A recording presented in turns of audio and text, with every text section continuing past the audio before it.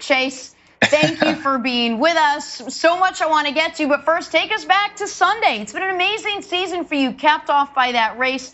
Just tell me what the experience was like. Thanks. Yeah, it's been an incredible year, really. I appreciate y'all having me this morning. I've lost my voice. I've had a long couple days, so don't judge me. Understandable. But it's been amazing, and just still, really still soaking it all in. This is all new for me. I've never done this before, so just been incredible. Couldn't ask for anything more. Chase, my dad was a firefighter, and I say that because growing up, I think everyone around him assumed I was going to be a firefighter. It's one of those jobs where, a lot of fathers, sons, uncles, It's family business almost. Racing is a lot like that too. I obviously went a different path. You followed in your dad's footsteps, and you heard it in the call. He won the Cup Championship, in 1988, and now you've won it in 2020. I ask you, A, what does it mean to kind of carry on that legacy? But also, at what age did you know, I'm going to do what Daddy does? Yeah, that's a good point, and I feel like, my parents, first off, they were just so supportive, and like racing was never their decision. And I really respected that from them. And they always kind of let me decide what I wanted to do. But I thought I wanted to go race at like 8, and I started to race go-karts and things at that time. But obviously then, it's just a having fun hobby thing. I would say when I was probably, 12, 13, things started to get a little more serious. And it was at that point in time that I think I really kind of clicked with it and wanted to continue. And man, been super lucky. I had some great opportunities, and yesterday or Sunday was a dream. So just still trying to figure it out. Chase, Brandon Marshall here. Super excited to have you. Thank you, man, and congratulations. You probably won't remember this, but 2 years ago, I got an opportunity to shake your hand, take a picture, and it's okay if you don't remember. There was a lot of people around, but I was in line, and I was able to take a picture with the great one. So I want to say thank you for that. But look, you talk about this dream. At the age of 6, I had this dream to become a football player in the National Football League, right? And that's what I worked for from that moment on. What did it feel like when that confetti came down? What is that feeling? I understand what that feeling is of getting drafted. I understand that feeling of scoring a touchdown in a big game and signing big contracts. But like, this is the ultimate thing that you could have done. Like, what is that feeling?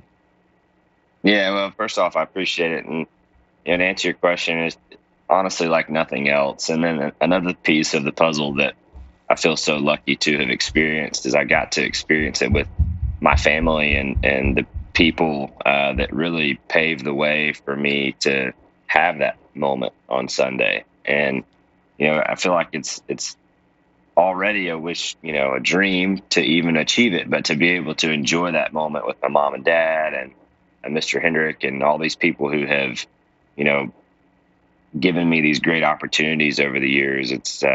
It was icing on the cake. So I couldn't ask for a better situation and to spend it with, my parents and Mr. Hendrick and Alan and just the whole group. It's been a special few days for sure.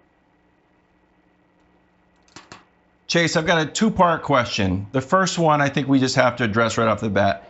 Huge trophy. That trophy is it's a monstrous trophy. I don't know where you're going to do it. It's just a monster trophy. It's fantastic. I don't know if you need to call a contractor and add an extra room onto your home, but just monster trophy. I love it. Second part of the question is this.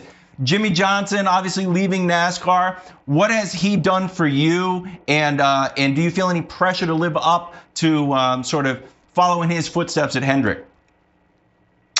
Yeah, well, first off, the trophy is big, and it's heavy, too. It took about all I had to lift that thing up. So, but, Jimmie's been such a stand-up guy. All the things everybody talks about him is the way he carries himself. Obviously, his on-track success speaks for itself, but, I think what everybody that has had the pleasure of knowing Jimmie is most proud of him and most grateful for is his friendship and the type of example he sets off the racetrack, because I'm not sure that there's one that does it any better than him. So just proud to have had him as a friend all these years.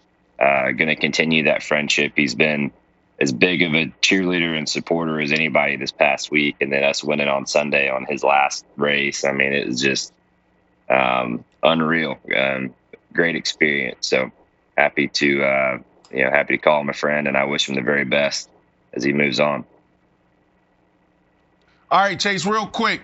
Antonio Cromartie, Darrell Revis, some of my fiercest competitors that I've gone against in my competition. Who's that guy for you, this journey to lead to this? Who was that guy you had to battle this year? And that's a good one. I feel like there's really only a few guys that I care about a whole bunch and are close friends to, and really the rest of them I feel like are about on the same bottom of the board, that they all share it together. So you're basically saying there's so basically you're saying there's only a couple good drivers and great teams, and everybody else is just... There's only a couple good guys. It's the other way around. There's only 2 or 3 good ones. Thanks for watching. Subscribe here to get the latest from the show. Also, be sure to check out more of the best clips from First Things First, or go watch a few segments from our other shows on FS1.